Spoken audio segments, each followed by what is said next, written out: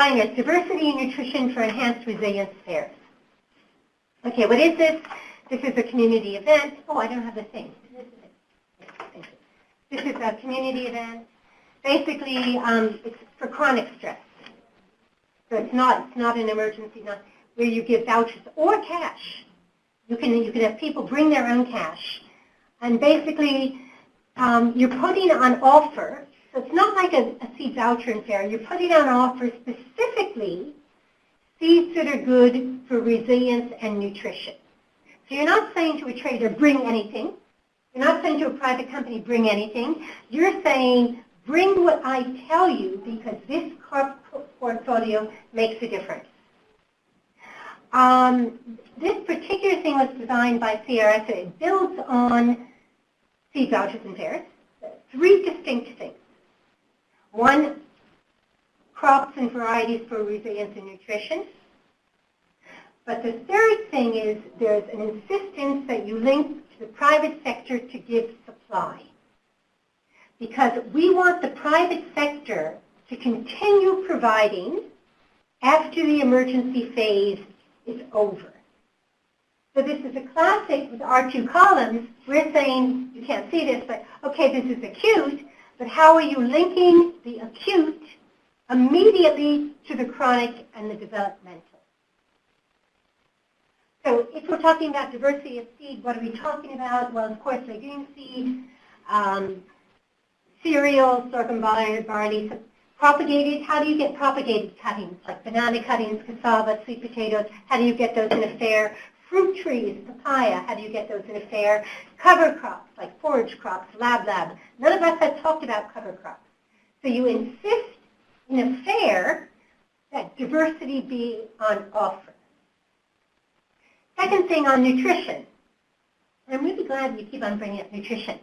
You know, first of all, you promote in the fair crops that are nutrient dense, whatever they are. But then at the fair, you do cooking demonstrations, behavioral change stuff at the fair. Private sector, well, we say the private sector be there, and we're willing to give incentives for transport. So you said that, and how do you get the private sector there in the middle of nowhere? Why should they go in the middle of nowhere? So we test if we pay them for transport, will they serve a community, be there with a range of crops, and to gear their product to the smallholders, the pack small. So we want the private sector there, but kind of on our terms, to be honest. This particular thing took place in Zambia. For those who don't know Africa, not everyone does. This is Zambia. It took place in Mawa. This particular fair took place 2014. What's interesting is that we had vouchers from very small to very big. And that's because we wanted people to be able to negotiate prices, to negotiate bargaining. We told people they could bring cash if they wanted to spend their cash. So not just aid. Normal people could come with cash because they want fruit trees, they want papaya, they want legumes, and then we had cooking demonstrations. Okay, diversity of seed, what are we talking about? Beans, vegetables, this is cowpea, papaya trees. And this is one of the first things to move. You know, farmer said, I can get beans. I can't get papaya. This is banana papaya. I can't get these. Wow! You know, so you had something at the fair that they actually wanted. Okay? Okay, diversity of suppliers, obviously the big guys. Panar, Bamseed, the national companies that Bill was talking about. This was a seed company. We also had the IARC fair. And in addition, farmer seeds. The farmers could choose, do I want the high price for Panar maize, or do I want lower prices for local seeds? Right? Totally open choice. Okay, I think I have results here. And then finally, before I go into the fair, really important these days, because regulations are getting harder, not better. Always have the government people there certifying, inspecting the seed. In our case, in Zambia, the National Seed Service allowed us to sell non-certified seeds. Okay? They made a decision on that. So it was a national program, not the donor, who allowed us to sell non-certified seed. The seed inspector also, all these traders and others came with packaged seed, a nice seed in plastic bags, but it wasn't certified seed. It was just packaged seed. So he made them open the packages so that farmers would know this was not certified seed. So a seed inspector not only says what not to do, he can open possibilities if he or she's working with you. Okay, results, quickly. So this is interesting. This is kind of what RUTF woman, I don't know your name. So this is an interesting area where people just grow maize. All they do is grow maize. You know Mawa, you know eastern Zambia, Chibata.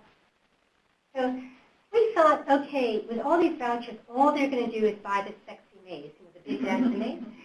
And what was so surprising to us is that, yeah, 50% was maize. But they used their vouchers also. 50% was not maize. So if you put diversity on offer, maybe it will be bought. And that surprised us. Yeah. How did you decide what to bring into the fair? Like, did you go asking people around to begin with, or how did you come up with this list to bring banana trees? This was not totally participatory. It was partially saying this system is so degraded, and so what could offer diversity that grows there? What has already been tested there that grows there? That there's some adaptation that farmers want, but they don't have easy access to. Okay? We thought about excluding maize. We did think about that. And then we said that would make too many people angry. Then commercial mail. So we thought about maize and soybean and sunflower seeds, which are the two commercial crops we thought about excluding. But then we said, this is really too patronizing. But we thought about it. No. Sorry. The three people, yeah. CP, then her, yeah. What about, I've seen programs that set kind of proportional limits on their vouchers, yeah. Say up to 60% can be made, but then is that common or is that? Yeah, you can do commodity-specific vouchers. So you can say this voucher's for cereals, this voucher's for legumes. You can do that. Or you can say maize voucher plus. There are different ways you can structure it. We didn't do that. But you can encourage food groups by doing commodity-specific. You guys noticed. You're experts. Surprising, I don't know. Yep. I'm curious about what maize seeds you had available. Did you use hybrids and OPV? Because the farmers that I work with, they're saving hybrid seeds over and over again, even though we're asking them not to. So it was the seed companies who brought hybrids, 27 different varieties of maize. Not 27 different varieties of beans, 27 different released varieties, 0 OPVs. So the maize companies brought the hybrids. They said farmers don't want OPV. But in retrospect, I don't know if the open pollinated had been put on offer, but there was such a diversity of hybrid maize, it was shocking. Especially with your 61% that are local markets. I mean, if you had OPV variety, then it would produce a lot more. It would, but those of us who work in Zimbabwe, Zambia, Malawi, Lesotho, it's not always so easy to promote OPVs, but that's another discussion. But all of this with 27 varieties of hybrid maize. Well, I just had a question about the supply of each type of seed. I mean, if we see that there was a plentiful supply of every type of seed, so that 11% vegetable doesn't represent that 11% was sold because they ran out. No. There was always plentiful supply of all seed types. You're right. So we particularly had to work on the supply side to encourage diversity. So there was always more than there was sold, except for crops like Bambara, which so little was brought that it was scoped up. But often in fairs we just work on the access side, the voucher side, but you have to work hard to the supply. Okay, this is really interesting on the private sector. So the private sector brought this stuff, and they had a almost finished that, a killing. So they got, what's that, almost $200,000 in 2 days, 3 days, by vouchers. But this is interesting. Poor farmers on their own purchased 21,000 plus. So we started to learn, and the private sector started to learn that there was a market. Right? So this is just cash. So that was a huge finding. Yep. How many farmers was that? I don't know. I can't remember. Go back. It was 4,233 households or something when I go back. Yeah. But whatever it is, poor farmers have cash if they're interested in buying. Not all the time, but that was interesting. And finally, this is really total buying patterns different between male and female. So most of the young guys, young middle guys, always got maize and sunflower seeds. It was old men. I don't want to discourage all of you about men. It was old men and the women who got the diversity of seeds, which made us think who should you give vouchers to. It depends on your the goal. Finally, as a result, we found that even during a fair, you can increase private sector effectiveness. And we noticed on day one that people were not buying 2 kilos and 3 kilos of cowpeas. They just weren't. All we had to do was repackage into smaller units. So day 2, the private sector repacked into small units. Here it says 1 kilo, but it was less than that. It was 500 grams, 250, and then sales shot up. So teaching the private sector how to respond to smallholder farmers. I'm going to just skip this one here. Moving forward, after the fair, getting seed companies on an ongoing basis to pack small. I'm sorry that Brenna just left because she does that. Also organizing fairs but not giving vouchers.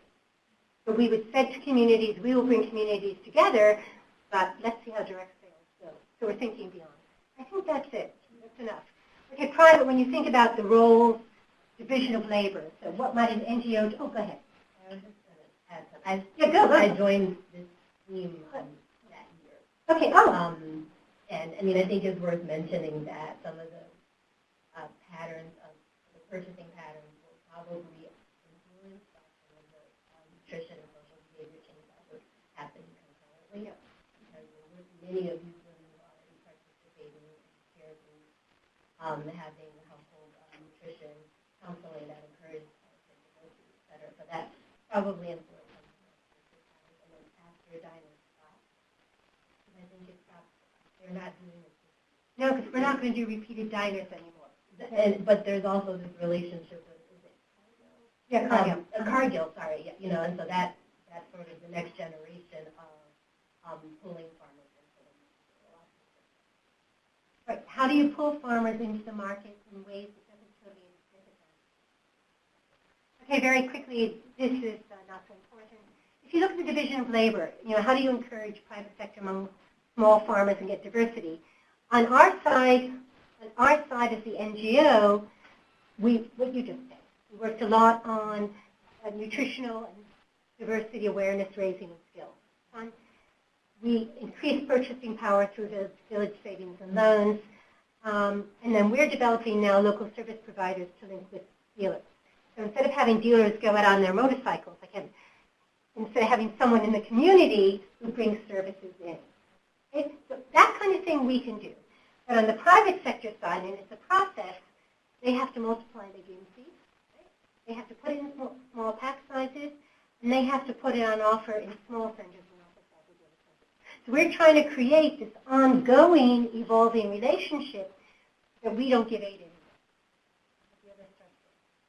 I think that's all on it. Just say, and then nice pictures. We just finished a major manual coming out next week on how to do this.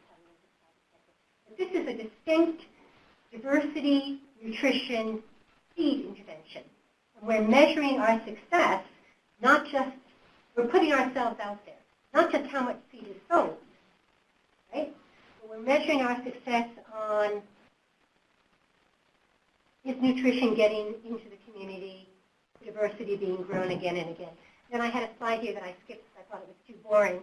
But basically, we're looking at, in the immediate, did the seed allow farmers to expand area? How important was it? Did they eat it? What did they do with it? But we're particularly looking at, in terms of accountability, did the DiNER increase diversity for the crop planted for the season and then the subsequent season? Multiple. On the nutrition side, what proportion of these crops is being eaten, first of all? Who in the house is eating it? What proportion is sold? How is nutritional income? Very hard to get nutritional gains immediately. We have to look at people else.